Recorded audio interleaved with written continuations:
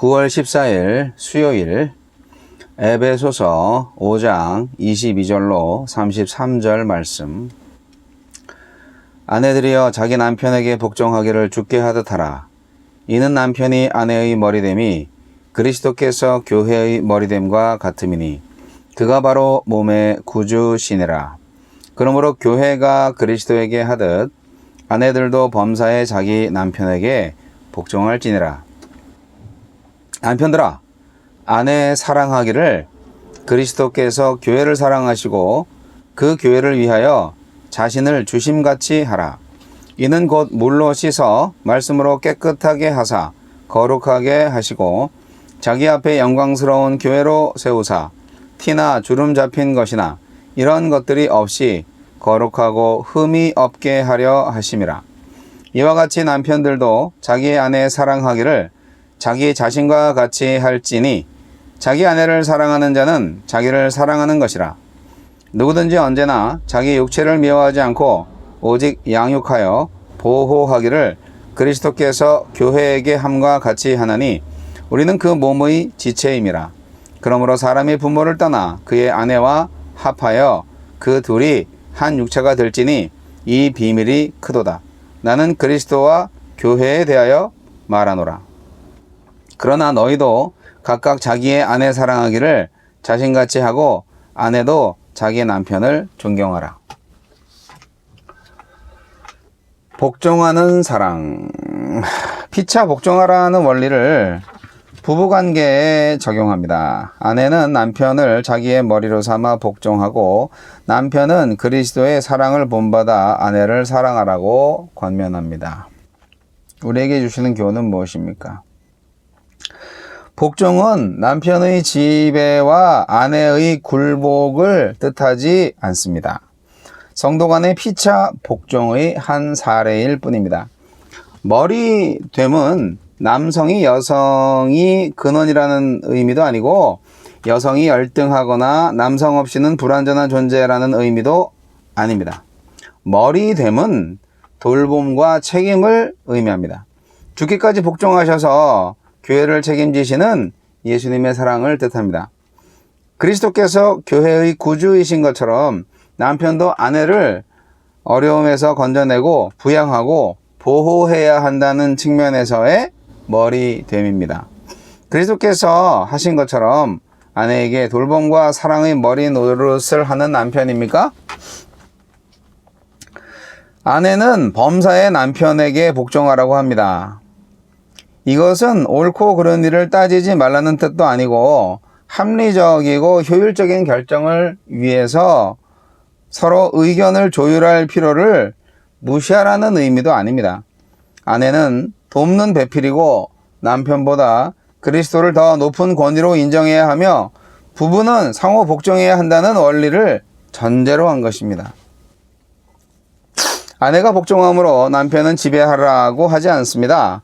교회를 위해서 자기 자신을 내어주신 예수님처럼 사랑하라고 합니다.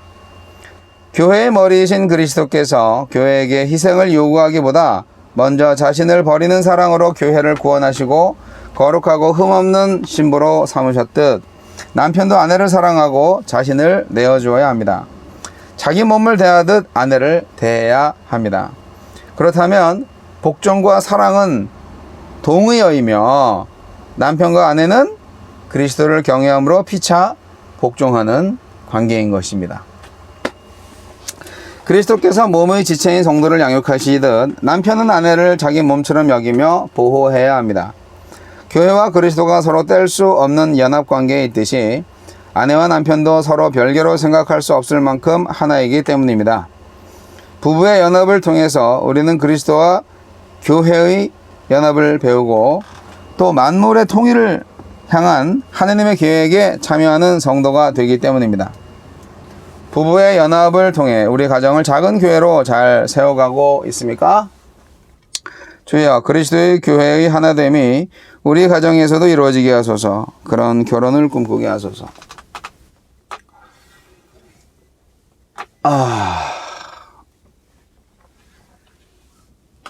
결혼 주례사를 할 때도 이 본문을 종종 사용하기도 합니다. 어떤 단체든지 결정을 하는 사람이 있어야 돼요. 그래서 나를 따르라, 뭐 이거 해라 저거 해라 하면 웬만한 잘못된 결정과 명령이 아니고서는 다 따를 수 있는 지시일 거예요. 가정에서 뭐 그렇게 힘든 일을 시키겠어요. 근데 이제 자기 생각이 다 다르면 자기가 하고 싶은 대로 하잖아요.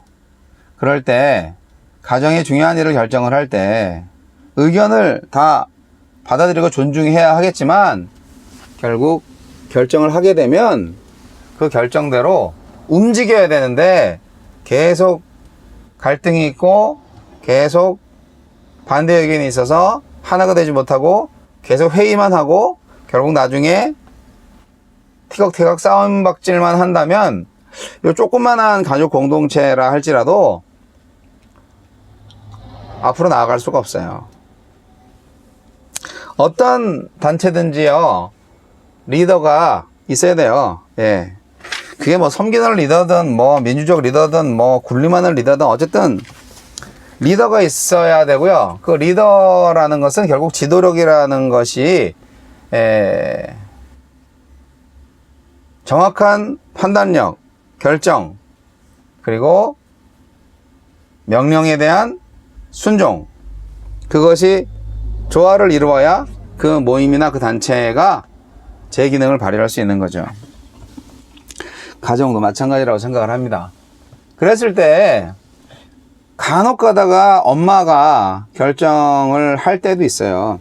남편이 변변치 못하거나 아니면 전적으로 모든 면에서 아내가, 어머니가 결정을 잘 할 수 있다고 생각하는 특별한 가정을 제외해 놓고 일반적으로 볼 때 아버지가 가장이고 어머니가 이제 가장에 순종을 하면서 자녀들을 양육하는 책임을 지는 그런 가정의 그 질서가 고대 1세기 교회의 가정에서도 똑같이 나타났습니다.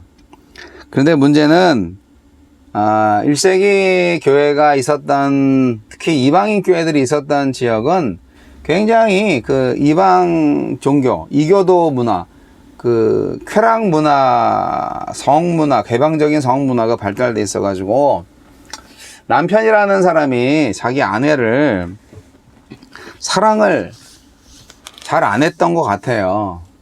그야말로 가정부나 섹스 파트너, 예, 뭐 섹스 파트너까지 이렇게 말을 하면 오히려 나은 거고요. 그냥 성놀이개, 뭐 이렇게 취급을 했던 때가 있었던 거죠.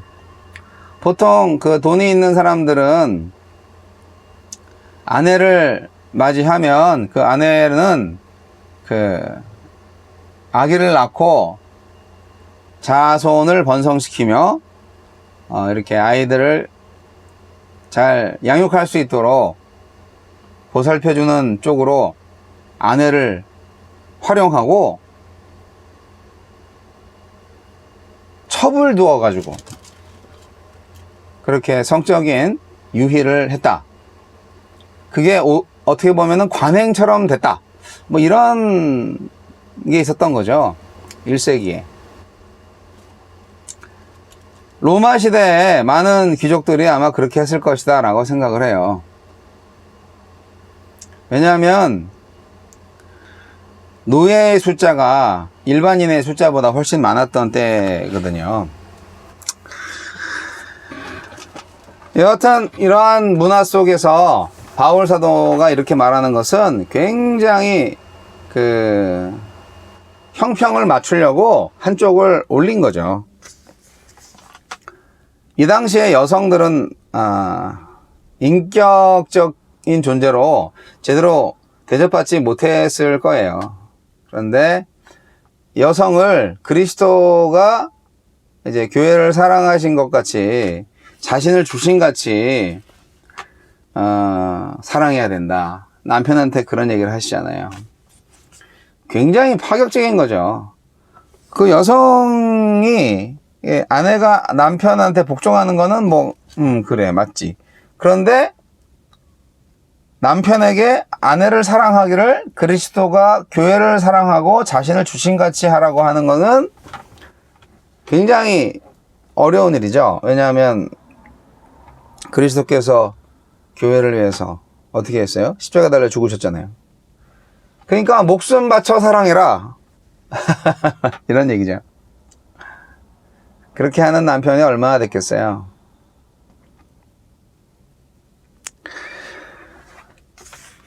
그리스도를 경외함으로 피차 복종하라는 에베소서 5장 21절 말씀, 어제 봤던 말씀을 기초로 해서 남자나 여자나 남편이나 아내나 서로 복종하라. 그리스도를 경외함으로.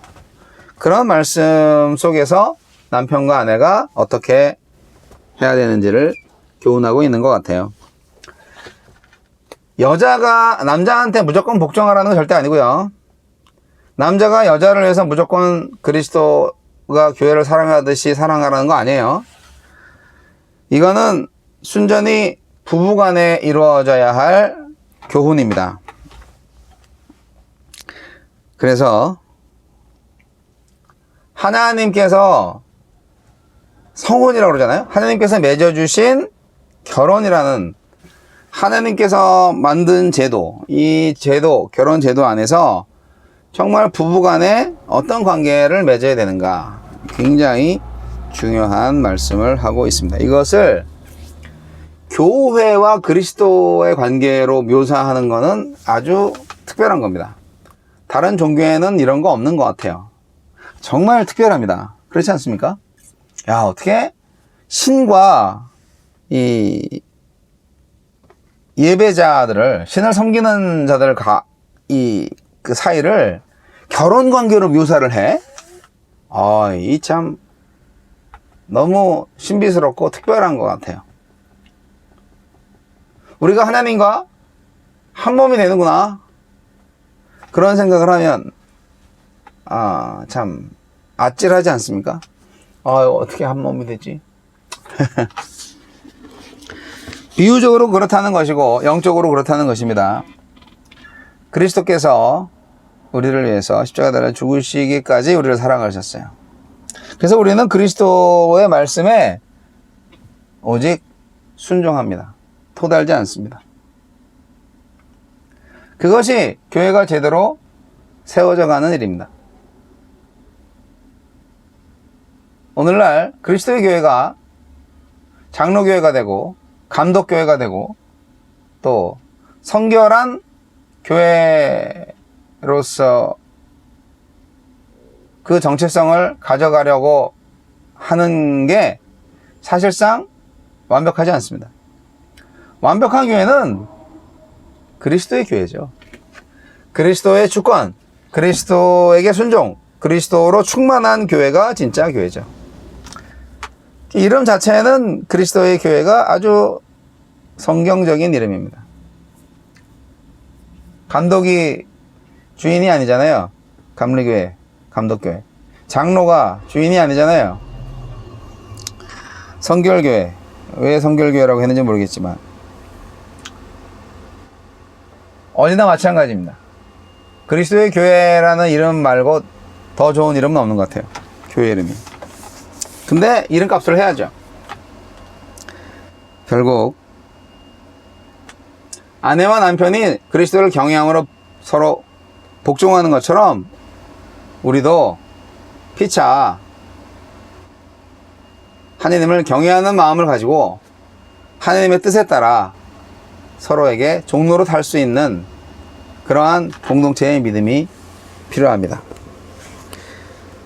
그래야 교회가 분열되지 않고 싸우지 않죠. 여러분,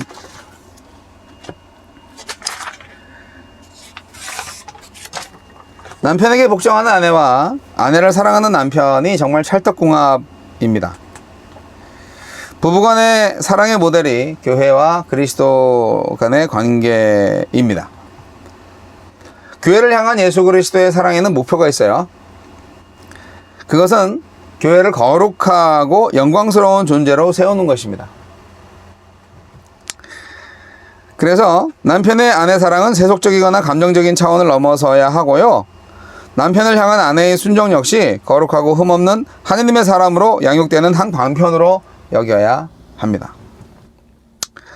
죄인인 우리 인간과 그리스도 간의 사랑과 순종의 관계가 은혜의 기적이듯이 죄인들 간의 사랑과 순종 역시 하느님의 은혜를 의지할 때 이루어질 수 있습니다.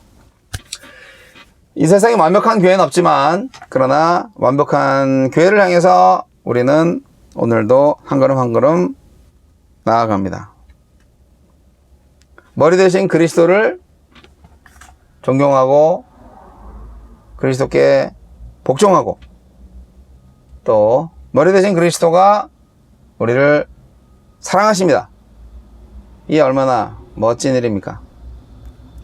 부부관계에서 바로 이렇게 그리스도와 교회의 관계처럼 존경과 사랑을 나누고 함께 세워가는 교회처럼 멋진 부부관계를 만들어 가시기 바랍니다.